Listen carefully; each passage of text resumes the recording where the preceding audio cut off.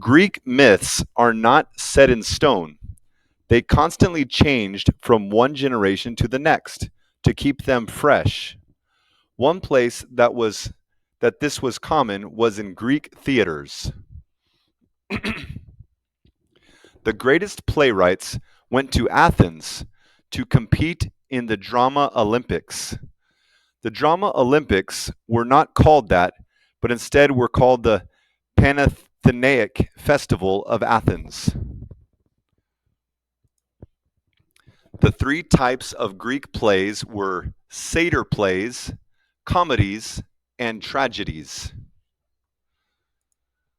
The oldest type of Greek play is the satyr play. The first known satyr plays were performed between 499 and 496 BC. Satyrs are goat men who often engage in lewd, immoral behavior. They like to drink with Dionysius a lot as well. The satyr plays were a lot like the Three Stooges in the sense that people hit each other with objects and thought it was really funny. But the play was not for kids since they were very raunchy. Raunchy is nasty, inappropriate. Even after the comedy and tragedy were invented, the satyrs' plays continued to be performed as comic relief partway through the main play. Greek comedies contain an element called lampoon. Lampoon means to criticize using ridicule or sarcasm. The first known Greek comedies to be performed was in 486 BC. They lampooned famous people to make them look arrogant, selfish, petty, and foolish. The word lampoon from the statesman Lampon, who was viciously ridiculed in several plays by the Athenian comedian Aristophanes. Playwrights didn't just attack people, but also ideas. Playwrights often lampooned people by using a method called reductio ad absurdum. Reductio ad absurdum means a reduction to absurdity. It's when you reduce something down to its basic form to show how ridiculous it is. In a location where there is a sign saying not to pick the flowers, a small child says to his mother, "It's just one flower." Mother responds, "Yes, but if everyone who came by picked just one flower, there would be none left." You are in trouble for skipping school, but you tell your father. You are in trouble for skipping school, but you tell your father, "All of my friends were going." He says, "Well, if all of your friends were going to jump off of a bridge, would you do that too?" Step 1 of reductio ad absurdum. Take a common idea you find stupid.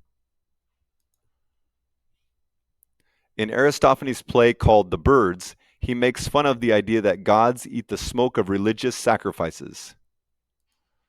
Step 2 of reductio ad absurdum. Break it down to its most basic ideas. If someone blocks the smoke, he can starve the gods. When I'm hungry, feed me more sacrificial smoke. No more smoke for you, fella. You've been a bad deity. I can't seem to block all of the smoke. I need to think of another idea. I know. I'll have the birds build a wall between heaven and earth. Hey birdies, I want to starve the gods. Can you help me build a wall between heaven and earth to block the smoke, please? Of course we can. That sounds like a great idea. This wall will keep all the smoke out of heaven. Poor baby gods are going to be starving. Ha ha ha ha ha. Great job, birdies. Now we should charge the gods money to purchase the smoke. We'll be rich. Interestingly, Greek comedy ended up being a form of Greek religion. The first known Greek tragedy was in the form of a play, was in 472 BC. Greek heroes in the plays always suffer from hubris, which means excessive pride. Throughout the play, the chorus acts as the hero's moral compass, telling the hero his beliefs are wrong, begging him to refrain from this disastrous action, yet they are ignored. From study.com. The hero's actions and beliefs and hubris always leads him to catastrophe as he bemoans his fate, in other words, cries about the results of his actions. The chorus echoes what they tried to tell him before. Essentially, they say, "We told you so," and repeat the moral again. The tragic morals usually followed the pattern shown in the picture below. Remember so and so? Remember how awesome he was? In his pride, he did such and it destroyed him. Don't be like so and so. Don't do such and such.